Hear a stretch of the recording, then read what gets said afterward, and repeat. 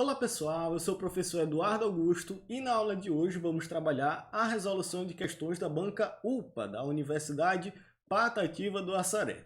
Antes de iniciar nossa aula, se inscreve aqui no nosso canal que ajuda bastante o nosso trabalho e a continuar produzindo materiais gratuitos por aqui. E se você tiver interesse em mais materiais de preparação específica para os concursos de Educação Física, dá uma olhada nos links da descrição desse vídeo. Você vai encontrar informações tanto sobre os nossos e-books, como também do nosso curso online da preparação à aprovação. Então, nessa aula, eu separei 5 questões de temas importantes, trabalhados também nessa banca, e aí a gente vai tirar todas essas dúvidas e resolver questões tanto voltadas para a licenciatura, como também para o bacharelado. Então, sem mais delongas, primeira questão. Faça a correspondência dos pressupostos metodológicos e assinale a alternativa correta. Então, na coluna 1, a gente vai ter conteúdos conceituais, conteúdos procedimentais e conteúdos atitudinais. Então, relembrando aí das categorias de conteúdos presentes nos PCNs, né? Então, fazendo a relação, item 1, envolvem fatos e princípios, vai estar relacionado aos conteúdos conceituais, ao saber, aos fatos, aos princípios, à história de forma geral, os conceitos de fato. Item B, né? Item 2, na verdade, abrangem regras, técnicas e habilidades, principalmente em relação a técnicas e habilidades, a gente vai estar falando dos conteúdos procedimentais, que está relacionado ao saber fazer, aos procedimentos, ao movimentar, às técnicas, às habilidades. E por último, envolvem a abordagem de valores, normas e atitudes, está relacionado aos conteúdos atitudinais, né? Relacionado ao saber ser, a conviver em sociedade, as relações sociais, os valores, as normas, as atitudes. Então, A1, B2 e C3, nesse caso, o item D é o correto, né? Essa é a relação correta dos conteúdos conceituais, procedimentais e atitudinais. Segunda questão. Os transtornos alimentares fazem o sujeito desenvolver uma relação doentia com a comida. Marcado por restrição dietética progressiva, com a eliminação de alimentos considerados engordantes, como carboidratos, as pacientes passam a apresentar certa insatisfação com seus corpos, assim como passam a se sentir obesas, apesar de muitas vezes se encontrarem até emaciadas, alteração da imagem corporal. O medo de engordar é uma característica essencial. De acordo com o exposto acima, identifique de que transtorno alimentar o enunciado trata. Então, sobre esse tema, a gente já tem uma aula aqui no nosso canal, vou deixar no card aqui em cima, onde a gente fala um pouco sobre a anorexia nervosa, a bulimia nervosa, a vigorexia, a ortorexia.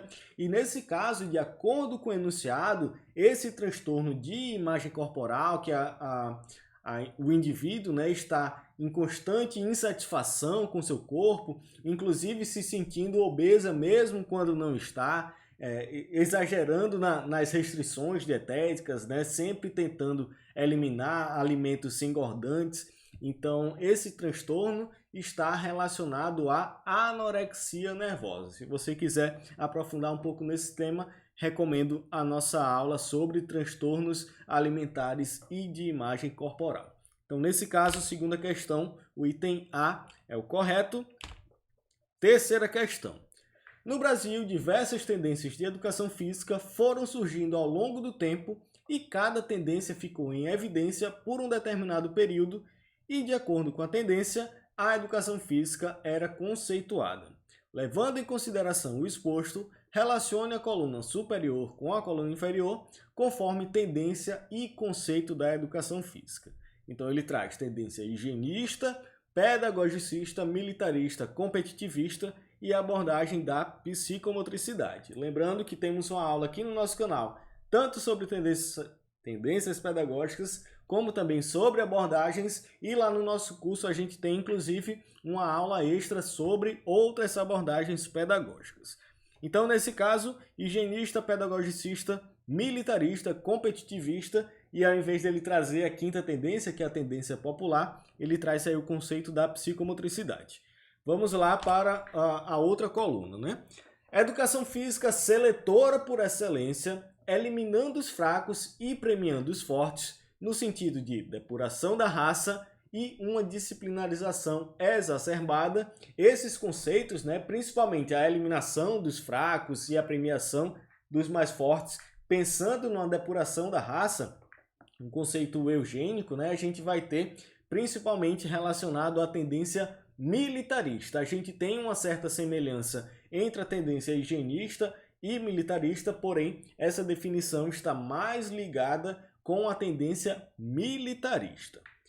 Segundo, educação física que privilegia os aspectos metodológicos e respalda-se em experiências pedagógicas com crianças, centrando-se no desenvolvimento das condutas motoras. Esse conceito vai estar mais relacionado à abordagem da psicomotricidade, né, que vai ser o primeiro movimento a surgir em oposição aos modelos anteriores, principalmente aos modelos tecnicistas. Então, a abordagem psicomotora, a abordagem da psicomotricidade é o primeiro movimento, de fato, da educação física que vai buscar um desenvolvimento integral da criança, trabalhando tanto aspectos psicomotores, como afetivos, como cognitivos. Então, nesse caso, o segundo item vai fazer uma referência à psicomotricidade. Terceiro, conjunto de práticas que, amparadas pelos conhecimentos oriundos da medicina, visam favorecer o desenvolvimento das qualidades raciais, o equilíbrio orgânico e o prolongamento da vida. Então, tanto esse conceito de desenvolvimento das qualidades raciais, buscando aí uma melhoria da raça, como também os conhecimentos oriundos da medicina, a gente vai estar fazendo referência à tendência higienista. Quarto item, apoiada nos pressupostos do liberalismo, tendência orientada no sentido de formar o cidadão, a gente vai estar falando da tendência pedagogicista, né? muito apoiada nos pressupostos do liberalismo, já que ocorre principalmente no período pós-Segunda Guerra Mundial, uma grande influência do liberalismo, do pensamento americano, né? Do American Way of Life. Então a gente vai ter de fato aí a tendência pedagogicista. E por último, conjunto de atividades que visam desenvolver o gosto pelo esporte, buscando o aprimoramento físico e técnico do indivíduo.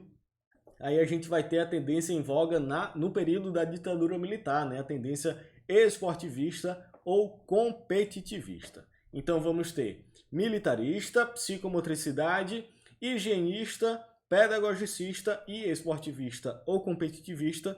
Nesse caso, olhando os itens da coluna 1, a gente vai ter 3, 5, 1, 2 e 4, item D é o correto.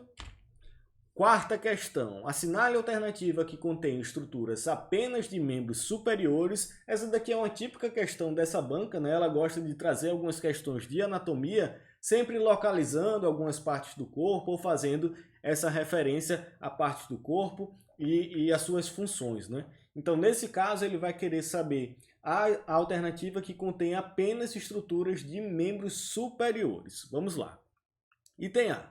Ligamento coraco-humeral, sim, o ligamento que sai do processo coracoide até o húmero, correto, é dos membros superiores. A tíbia já faz parte dos membros inferiores.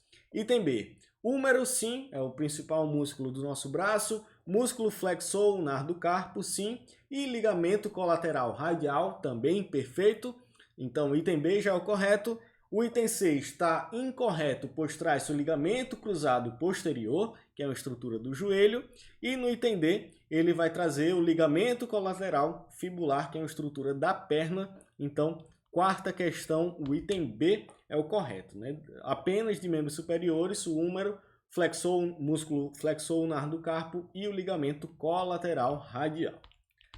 E quinta e última questão, de acordo com a história do voleibol, handebol e do basquetebol, quem são os idealizadores dos respectivos esportes? Então, quando a gente fala do vôlei, o seu idealizador, né, o principal idealizador, vai ser o William Morgan, lá por volta de 1895, também na Associação Cristã de Moços, como a gente vai ver no basquete. E nesse período, o esporte mais utilizado, né, mais praticado, era o basquete, lá na Associação Cristã de Moços.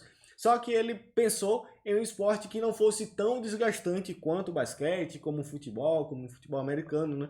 Então, o vôlei surgiu justamente dessa demanda, fazer um esporte que fosse possível de ser praticado, mas que não trouxesse um desgaste tão grande quanto outros esportes que eram praticados na época. Então, William Morgan por volta de 1895.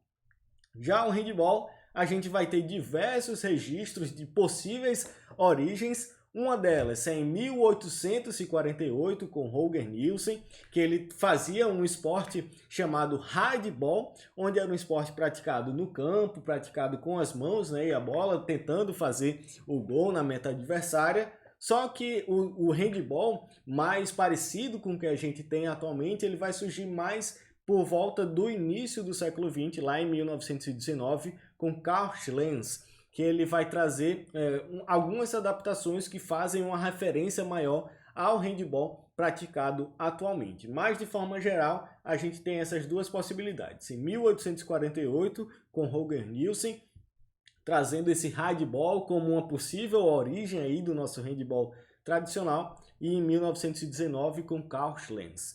E o basquete a gente tem o James Naismith, que é justamente um professor lá da Associação Cristã de Moços, que por conta do inverno, né, eles não poderiam praticar os esportes em campo aberto, como o futebol, por exemplo. Ele criou um esporte lá em uma quadra, em um ambiente fechado, em que o objetivo era acertar a bola em um cesto de pêssegos, e por isso acabou se denominando o basquetebol. A gente tem uma aula específica lá no nosso curso trabalhando o basquete, e a gente fala um pouco melhor dessa origem do basquete, suas principais regras de forma geral. Então, quando a gente fala do vôlei, William Morgan, do handball, Roger Nielsen, e do basquetebol, James Naismith, então o item é o correto dessa questão, o item correto dessa questão, com uma pequena ressalva que ele traz por volta de 1885, quando na verdade seria por volta de 1895. Né? O vôlei vem alguns anos após a criação do basquete, né? A idealização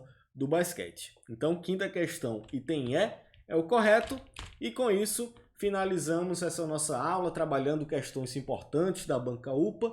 Se você tiver qualquer dúvida, pode entrar em contato com a gente aqui pelo nosso canal do YouTube, pelo nosso Instagram, @concurso-cdfísica, ou pelo nosso e-mail, contato@concursocdfísica.com. Se você tiver interesse em mais materiais de preparação específica para os concursos de educação física, dá uma olhada nos links da descrição desse vídeo para encontrar mais informações dos nossos e-books e também do nosso curso online. Então é isso, muito obrigado e até a próxima!